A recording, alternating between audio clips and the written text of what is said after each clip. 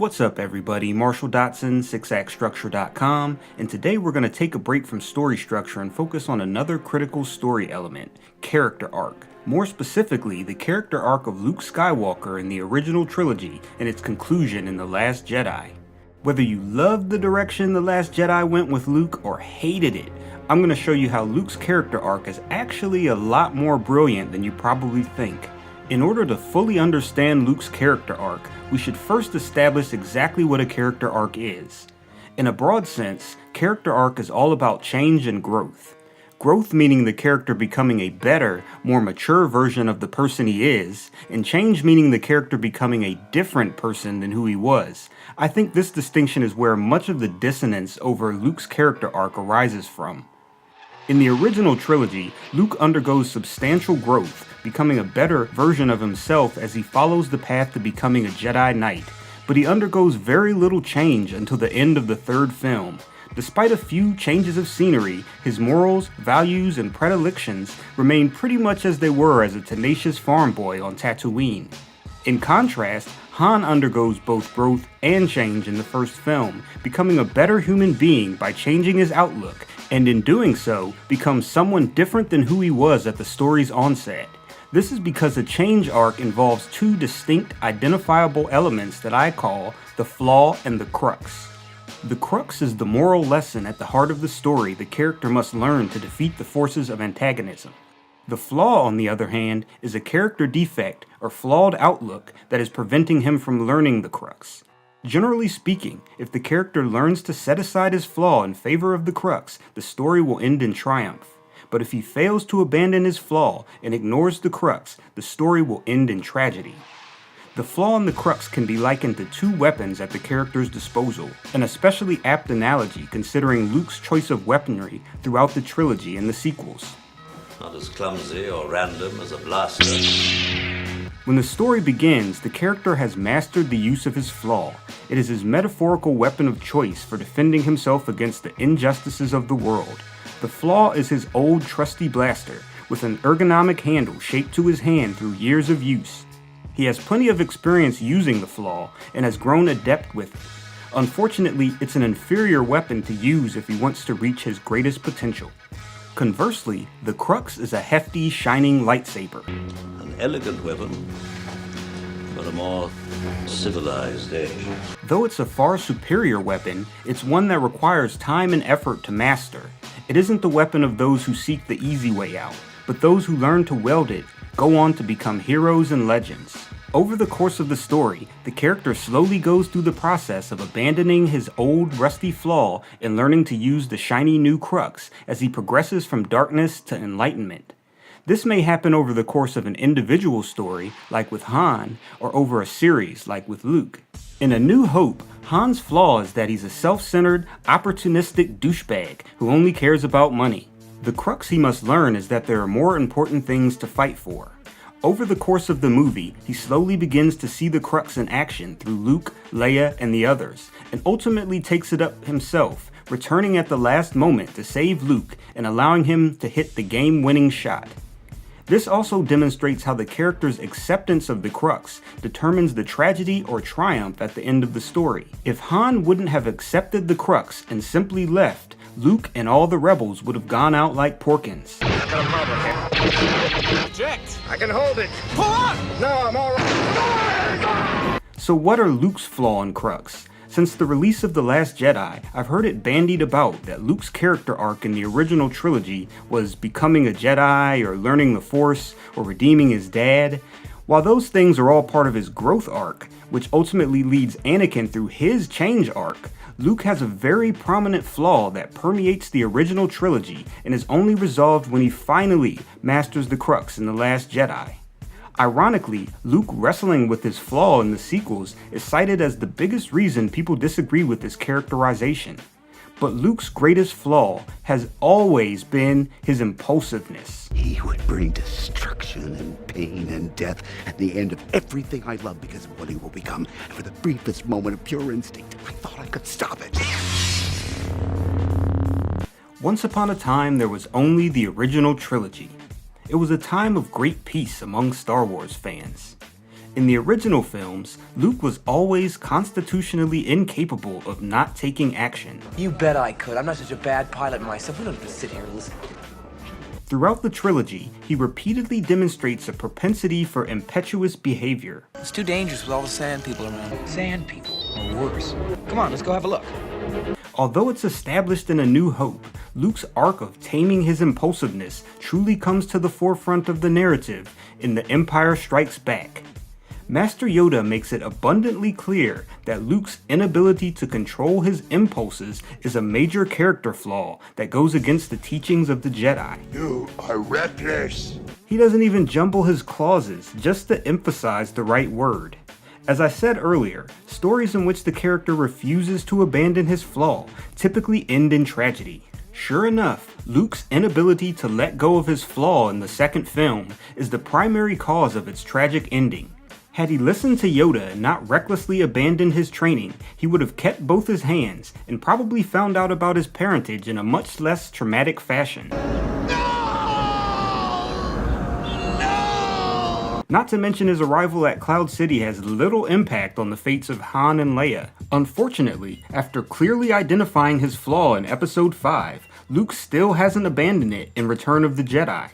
You can make the argument that maybe the rescue of Han was all Luke's idea, proving he now has the foresight to properly plan things out, but the fact he didn't know about the Rancor Pit makes it questionable he knew about the Sarlacc, which would seem to imply the plan was kind of the play it by ear. But even if it was all planned out ahead of time, we're shortly treated to this. I'm with you too. That's Luke returning from Dagobah at the end of the Rebel mission briefing. He didn't even hear the plan before jumping on board. But is that really being impulsive? Of course Luke Skywalker will go help his friends. That's just who he is, right? Well, considering what happens immediately after. Vader's on that ship. I'm endangering the mission. I shouldn't have come. Luke jeopardizes the Rebels' entire mission for lack of forethought.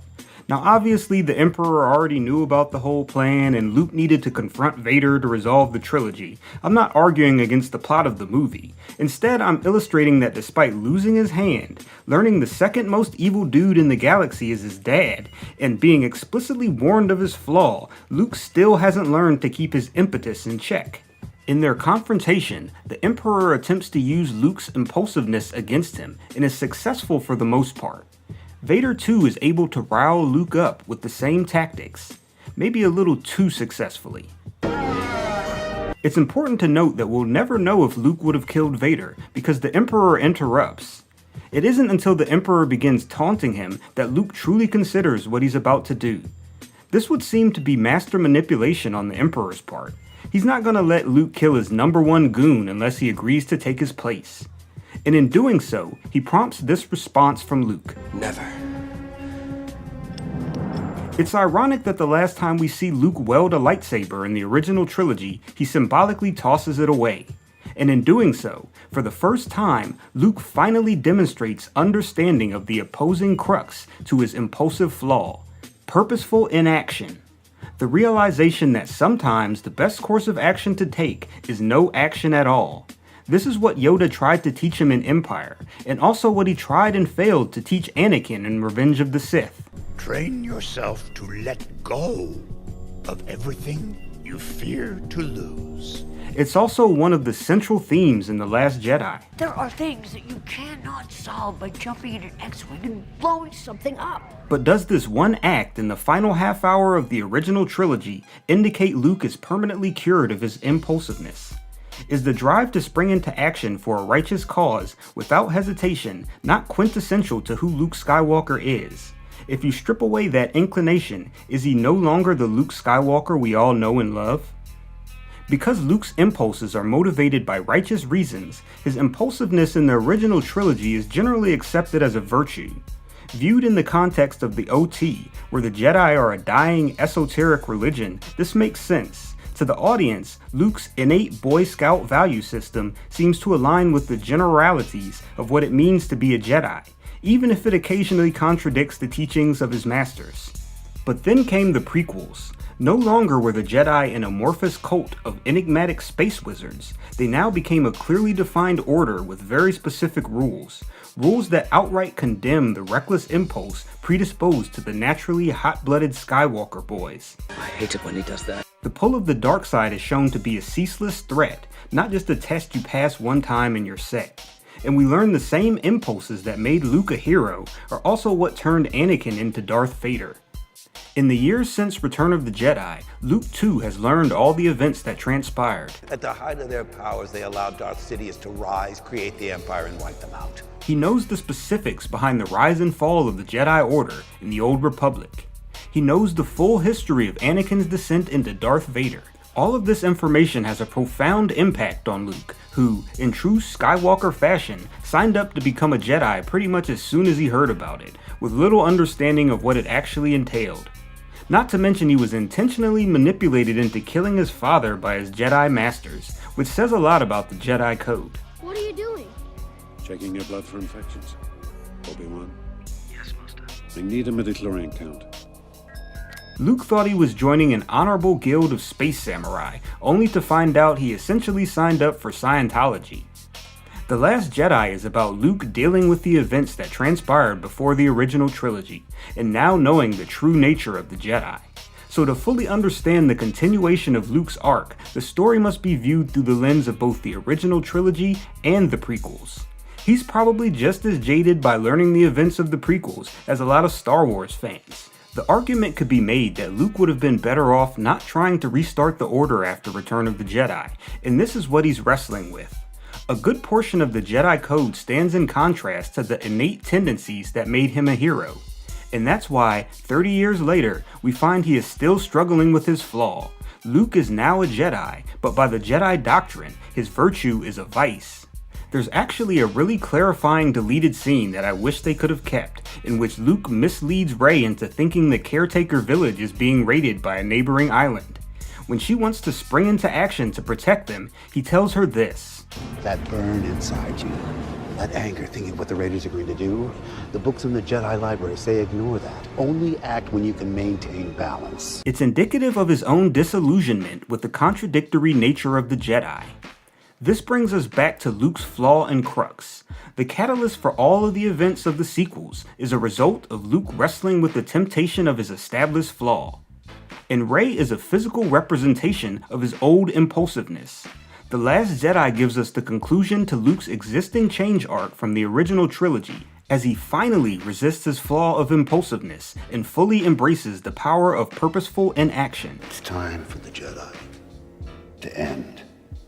In doing so, he becomes the last Jedi to embody the old, fallible Jedi code that led to the creation of Darth Vader and Kylo Ren. But how could Luke fall so far as to create Kylo Ren in the first place? The film makes it clear in Luke's final telling of the story that he didn't try to kill Ben. He didn't even give it conscious thought. Instead, he had the briefest moment of pure instinct. After literally seeing Ben murdering Han and leading the First Order. When faced with a sudden, shocking, already deeply rooted evil, a world-weary Luke, now well aware of the history between light and dark, was seized by his well-established flaw of impulse and instinctively ignited his lightsaber. In doing so, in that one moment, he realizes he has failed. He failed as a Jedi, he failed as a mentor, he failed as a brother and as a friend. His nephew was turned to the dark side under his nose, and Luke's impulse to strike down evil made him feel just as bad about who he had become as everyone who dislikes his characterization in The Last Jedi. By fleeing to Ahch-To, he's basically #NotMyLuking himself. But it wasn't just Luke that failed. It's the old Jedi way as a whole. After decades of underestimating the danger of his flaw, Luke finally realizes only the crux can prevent the dark light cycle from perpetuating. He embraces the lesson he struggled to learn in the original trilogy, resolving himself to inaction to prevent the old Jedi way from causing any further damage. When Rey arrives, he refuses to train her not because he wants the Resistance to fail, but because he doesn't want to corrupt her. Luke doesn't want to get involved, not because he's turning his back on the galaxy, but specifically because he doesn't want the galaxy to attach hope to the Jedi. The Jedi way is failure. They aren't the solution, they're part of the problem. He wants the Jedi to die for the benefit of the galaxy. His inaction has purpose. The idealistically impulsive Luke Skywalker finally demonstrating the resolve not to act is the most profound change arc the character could undergo considering the flaw set up in the original trilogy. And he adheres to this decision to the very end. I'm not coming back. Nothing can make me change my mind. This is exactly what he couldn't do on Dagobah in Empire, and just as the audience would have been shocked if Luke didn't rocket off to save his friends then, we are shocked that he doesn't now. But unlike in Empire, Luke is now truly a Jedi, as Yoda was then. The right thing to do by normal standards is the wrong thing to do by the Jedi Code. But although Luke is committed to purposeful inaction, his feelings of failure still weigh heavy on him, creating internal conflict. This is where Yoda's final lesson comes into play. Yes, it is time for the Jedi to die, but we must let the next generation learn from our failures. The legend of Luke Skywalker still has value, even if the old Jedi way has failed. Yoda's appearance in The Last Jedi is significant. And I don't just mean that he showed up in the film, I'm talking about his actual physical appearance. Yoda is the first Force ghost we see who is not translucent. This is because Yoda isn't just projecting himself visually, he's actually physically projecting himself there, which is why he can interact with his environment. This seems to imply that, after Rey's departure, Yoda is the one who teaches Luke how to Force project across the galaxy, both physically and visually. With this one last lesson, Yoda finally completes the training Luke abandoned in Empire. And the fact that the effort requires he sacrifice himself is set up earlier in the film. They're not doing this. The effort would kill you. This is why the final confrontation between Luke and Kylo is so poignant. Luke is able to arise from his failure and thwart Kylo in the First Order through non-violence and without taking physical action, while remaining true to his transformative arc. Luke not physically being there is symbolic. He didn't need to be there. As he told Rey, the galaxy doesn't need Luke Skywalker and the old Jedi. But Yoda leads Luke to see the galaxy still needs the idea of what Luke Skywalker and the Jedi meant. It's both ironic and iconic that it is only through meditation, by taking action through inaction, by finally not rushing in to save the day, that Luke is able to transcend the failures of his past and truly become the legendary Jedi Master everyone believes him to be. If you want to learn more thought-provoking storytelling techniques, pick up your copy of Actions and Goals, The Story Structure Secret, on sale now, or subscribe to the channel for more breakdowns of your favorite movies like these. What are your thoughts on Luke's character arc in the original trilogy and The Last Jedi? Let me know in the comments, and if you enjoyed the video, be sure to hit that like button. Thanks for watching.